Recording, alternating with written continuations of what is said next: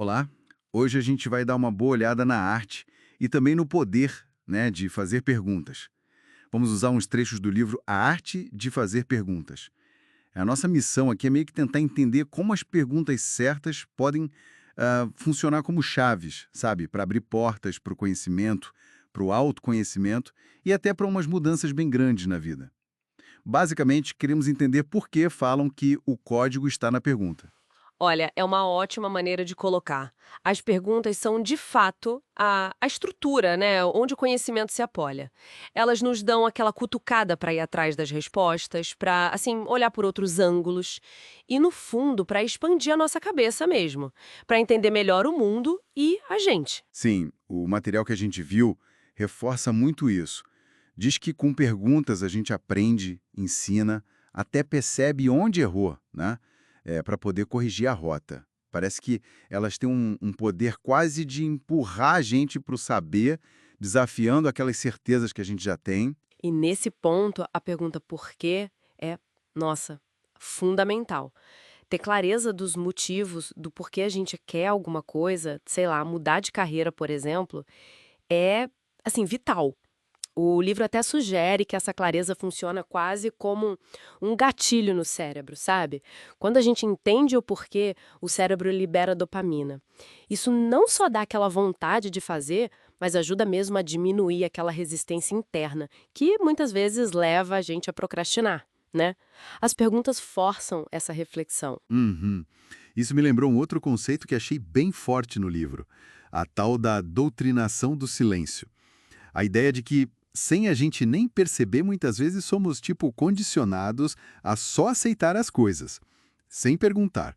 O medo de parecer bobo ou não saber direito quem a gente é ou o que quer, tudo isso acaba bloqueando, né? Como o livro sugere que a gente pode quebrar isso? Então, ele usa uma metáfora interessante, a de extrair diamantes.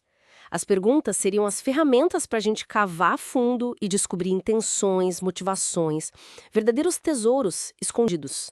Seja numa conversa, numa negociação ou até dentro da gente mesmo, sabe? O livro menciona que numa conversa entre pessoas sábias, muitas vezes só se ouve perguntas, porque elas revelam mais do que afirmações.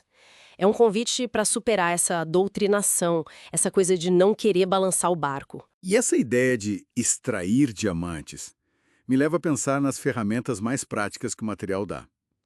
Como ele detalha a diferença no tipo de pergunta que a gente usa. Assim, ele entra nisso. Ele diferencia bem as perguntas abertas, aquelas que, tipo, convidam a explorar, sabe? Como podemos? O que mais está envolvido nisso? Das fechadas. As fechadas são mais diretas para confirmar algo. Geralmente a resposta é sim ou não.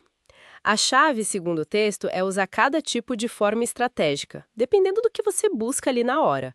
E também usar os pronomes interrogativos, quem, o que, quando, onde, etc., para direcionar melhor a busca por informação. Entendi. E essa aplicação estratégica vale para os relacionamentos também, né? O material fala sobre como as perguntas podem fortalecer os laços. Exato, com certeza. Perguntar demonstra interesse genuíno.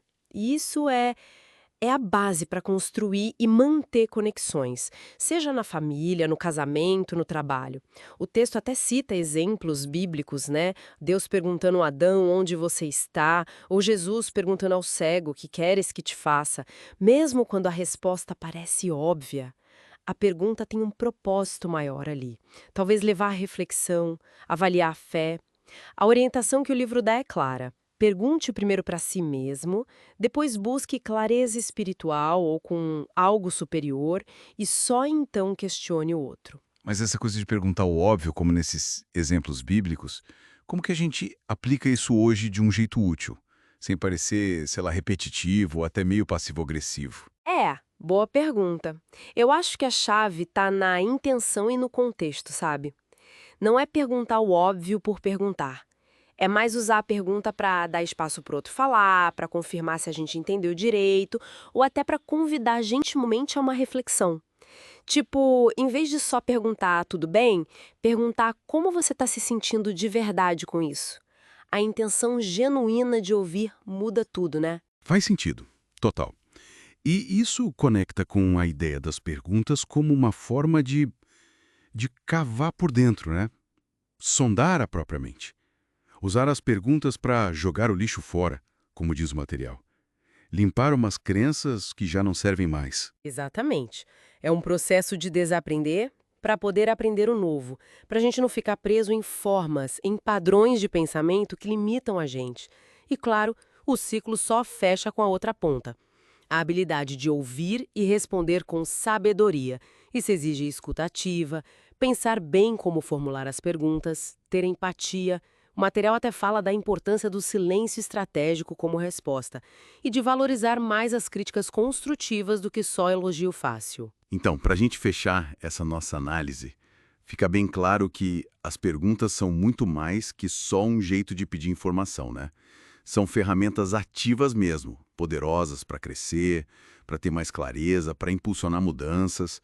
Elas provocam pensamento crítico, a criatividade. Sem dúvida nenhuma. E para deixar uma última reflexão aqui, bem inspirada pela leitura, se o código está na pergunta, qual pergunta essencial sobre a nossa própria vida, trabalho ou relacionamentos a gente talvez ainda não tenha feito, hein? Que potencial, que entendimento mais profundo pode estar ali só esperando a pergunta certa para vir à tona? Fica aí para pensar.